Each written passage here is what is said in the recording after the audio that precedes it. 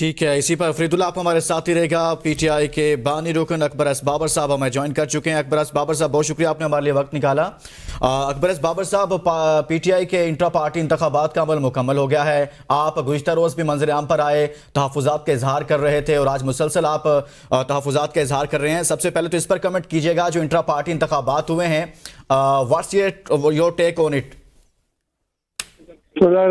देखिए, इसको इलेक्शन का नाम देना जो है ना, ये इलेक्शन की तज़यीक है। क्योंकि मेरा ख्याल है इलेक्शन की तारीख में ये वाहिद इलेक्शन है जिसमें जो वोटर लिस्ट तक मौजूद नहीं है, कागजात नामजदगी तक मौजूद नहीं है, और जो इलेक्शन का तरीक़ाकार था वो भी मौजूद नहीं है। और ये मैं इसलिए कह रहा हूँ कि मैं ज़ाती तौर पे अपने साथियों समेत, जिसमें फाउंडिंग मेंबर्स मेरे अलावा भी थे, हम कल मरकजी दफ्तर गए ही इस वास्ते थे कि हम सब इस इलेक्शन में हिस्सा लेना चाहते हैं। हमें आप नामजदगी के कागजात दें, हमें वोटर लिस्ट दें, हमें इलेक्शन का तरीक़ाकार दें।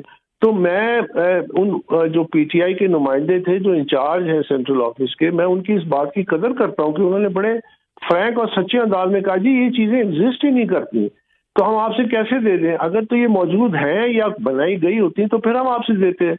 तो इसलिए वो तमाम एक इलेक्शन जो था, वो इलेक्शन के नाम पे एक नाटक था।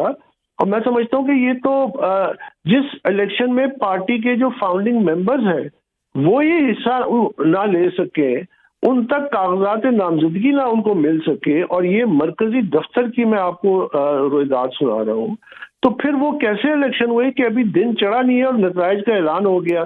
तो ये तो हुस्नी मुबारक और ईदी अमीन जो है ना, तो अकबर साहब, आपसे आप कता कलामी की माजरत, लेकिन आपसे आपके जो कागजात नामजदगी थे वो लिए ही नहीं गए, क्योंकि पीटीआई के जो मेंबर्स हैं बाकी, वो तो यही कहते हैं कि आप अहल ही नहीं हैं।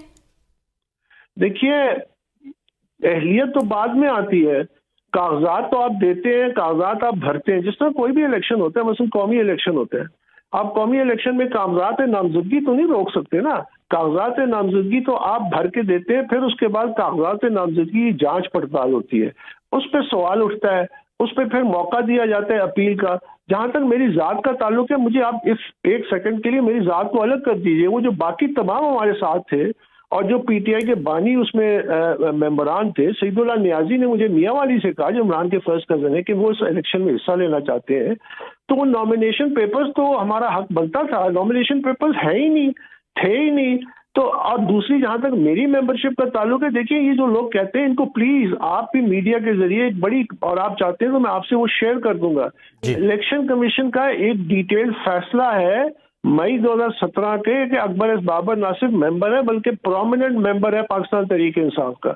उसके बाद उन्होंने इस फैसले को चैलेंज किया, तो जस्टिस मोहसिन अख्तर कियानी ने, ऑनरेबल जो जज है इस्लामाबाद हाई कोर्ट के, उन्होंने फैसला दिया कि अकबर एस बाबर मेंबर है। उसके बाद एक जस्टिस अतर मनीला जब चीफ जस्टिस थे, और एक और जज साहब से मिलके उन्होंने एक और फैसला दिया कि अकबर एस बाबर मेंबर है। अब आप ये मुझे बताइए कि ये कौन से कानून को मानते हैं, कौन से? बहुत शुक्रिया। पीटीआई के बानी